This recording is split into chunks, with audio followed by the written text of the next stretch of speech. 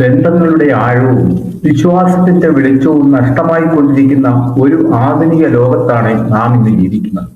ഏകാന്തതയും മാനസിക സംഘർഷങ്ങളും മനുഷ്യനെ വേട്ടയാടുമ്പോൾ നമുക്ക് നഷ്ടപ്പെടുന്നത് എന്താണ്? നമ്മുടെ കുടുംബങ്ങളുടെ കരുത്തും ദൈവവിശ്വാസം നൽകുന്ന ആത്മവിശ്വാസവും എത്രത്തോളം പ്രധാനമാണ്?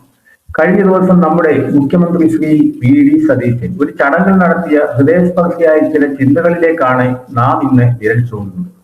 അദ്ദേഹത്തിന്റെ പ്രസംഗം കേൾക്കുമ്പോൾ രാഷ്ട്രീയത്തിനപ്പുറം അദ്ദേഹത്തിനുള്ള ബൈബിൾ അറിവും ആത്മീയ കാഴ്ചപ്പാടും നമ്മെ അത്ഭുതപ്പെടുത്തും.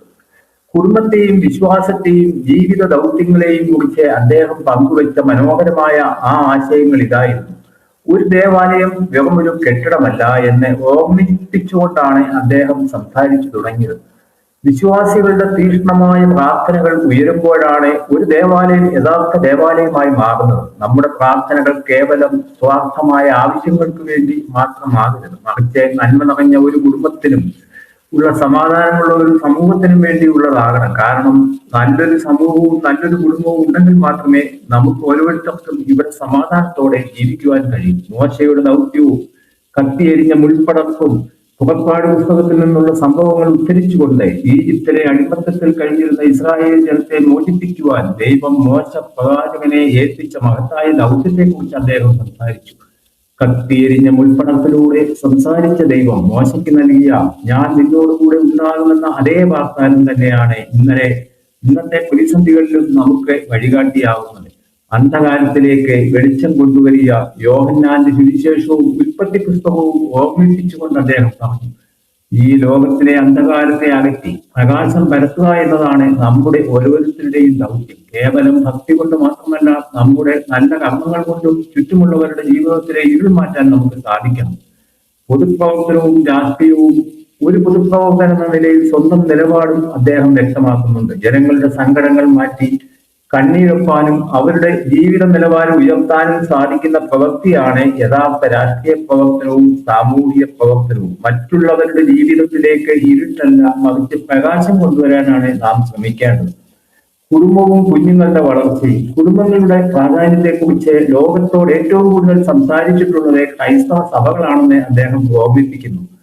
സ്ത്രീക്കും പുരുഷനും തുല്യ സ്ഥാനമുള്ള, മക്കൾക്ക് മനോഹരമായി വളരാൻ സാധിക്കുന്ന ഒരു അന്തരീക്ഷമാണ് കുടുംബങ്ങളിൽ ഉണ്ടാകേണ്ടത്.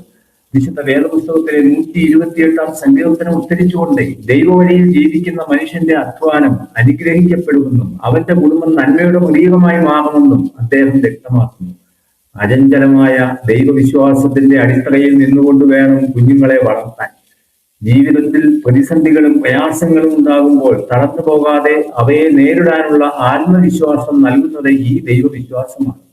ഏകാന്തതയും പ്രത്യാശയും. ഇന്നത്തെ കാലഘട്ടം നേരിടുന്ന ഏറ്റവും വലിയ വെല്ലുവിളിയായ ഏകാന്തതയെയും മാനസിക ആരോഗ്യ പ്രശ്നങ്ങളെയും കുറിച്ചും അദ്ദേഹം സംസാരിക്കുകയുണ്ടായി. ലോകത്തെ മുഴുവൻ കീഴടക്കുന്ന ഏകാന്തതയിൽ നിന്നും മനുഷ്യൻ മോചിതനാകണം. എന്ത് പ്രതിസന്ധി വന്നാലും വാഗ്ദാനം നൽകിയവൻ വിശ്വസ്തനാണ് എന്ന പ്രത്യാശ നമുക്കുണ്ടാകണം. യോശുവ പ്രവാചകൻ പറഞ്ഞതുപോലെ, ഞാനും എന്റെ കുടുംബവും യഹോവയെ സേവിക്കുമെന്ന ആഴമേറിയ വിശ്വാസമാകണം നമ്മുടെ മുന്നോട്ടുള്ള യാത്രയുടെ ഏറ്റവും വലിയ കരുത്ത്.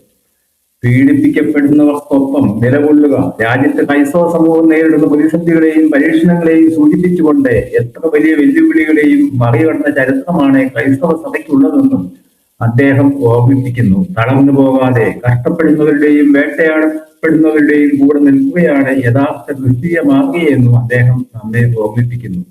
അതെ, പ്രതിസന്ധികളുടെ കൊടുങ്കാറ്റുകളിൽ ഉലയാതെ നിൽക്കാൻ കുടുംബമെന്ന തണലും ദൈവമെന്ന പ്രത്യാശയും നമുക്ക് കൂടെ ഉണ്ടാകണം. വി സതീശൻ സാറിന്റെ ഈ ചിന്തകളും അദ്ദേഹത്തിന്റെ ആഴത്തിലുള്ള ആത്മീയ അറിവും നമ്മുടെ ജീവിതത്തിലും പുതിയൊരു വെളിച്ചമാകട്ടെ. ഈ വീഡിയോ നിങ്ങൾക്ക് ഇഷ്ടമായെങ്കിൽ ദയവായി ലൈക്ക് ചെയ്യുക, സുഹൃത്തുക്കളിലേക്ക് ഷെയർ ചെയ്യുക. ഇത്തരം നല്ല ചിന്തകളും വിവരങ്ങളും തുടർന്ന് ലഭിക്കുവാനായി ഞങ്ങളുടെ ഈ ചാനൽ സബ്സ്ക്രൈബ് ചെയ്യുവാനും മറക്കരുത്. നിങ്ങളുടെ അഭിപ്രായങ്ങൾ താഴെ കമന്റ് ചെയ്യുമല്ലോ. മറ്റൊരു നല്ല വീഡിയോയുമായി വീണ്ടും കാണാം. നന്ദി, നമസ്കാരം.